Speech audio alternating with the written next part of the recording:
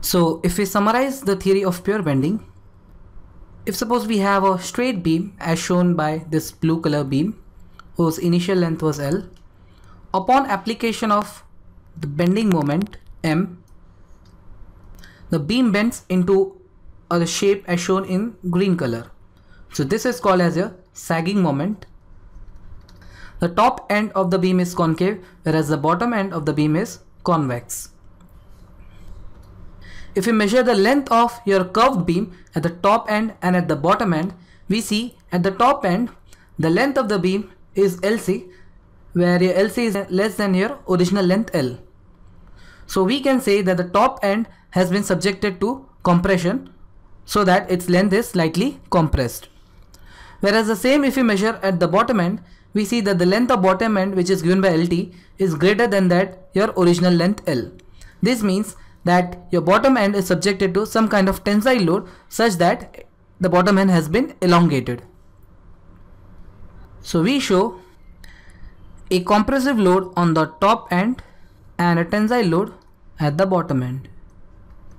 So we can say a longitudinal compressive load has caused a compressive strain at the top end, concave end, whereas a longitudinal tensile load has caused longitudinal strain, which is tensile strain, at the bottom end, convex end, and the strain is directly proportional to the stresses.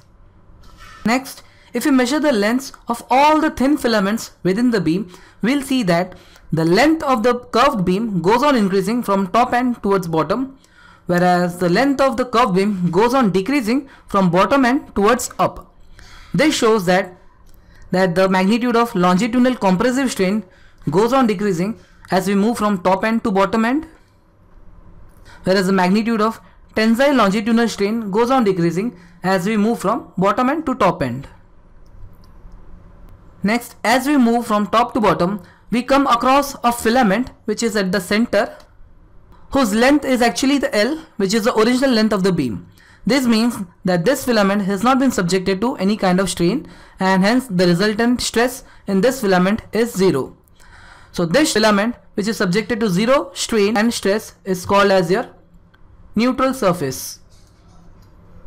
So on summarizing, we can say that after bending, the top end or concave end is subjected to maximum compressive stress, whereas the bottom filament or bottom end is subjected to maximum tensile stress, whereas there is a surface or layer in between which is not subjected to any kind of stress, and that surface is called as neutral surface.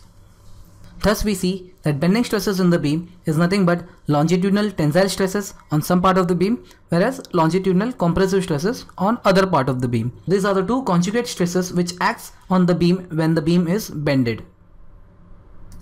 Now let us derive mathematical expression for the bending stresses, which is called as bending or flexural formula, which we obtain from theory of pure bending. Consider a beam which has been subjected to a constant bending moment of M. Now let us consider this small part of a large beam. This is that part. We see that at the center we have this neutral axis, and this much part of beam is also subjected to same bending moment M. Now consider a section AA which is at a distance y from the neutral axis. Upon application of bending moment M, the small element of a beam bends as shown in the figure. We see that the neutral axis also bends, as well as the layer AA, which is at a distance y from the neutral axis. And we see that R is a radius of curvature of your neutral axis with common center O. Let theta be the angle subtended by the small part of the beam at the center point O, and let sigma be the bending stress, which is nothing but the longitudinal stress. It may be tensile or compressive.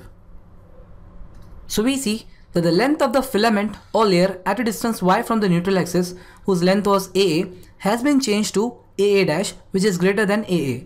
So the strain in layer AA at distance y from neutral axis is given as E is equal to AA dash minus AA upon AA.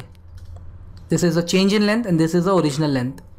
So this is equal to A dash is R plus Y theta. Then AA, the length of AA if we see, it is equal to the length of the neutral axis in this part. Now we know due to bending the length of neutral axis does not change, so we can give the length of A from the length of this neutral axis of the curved beam, and in this curved beam the length of AA or neutral axis will be given as r theta.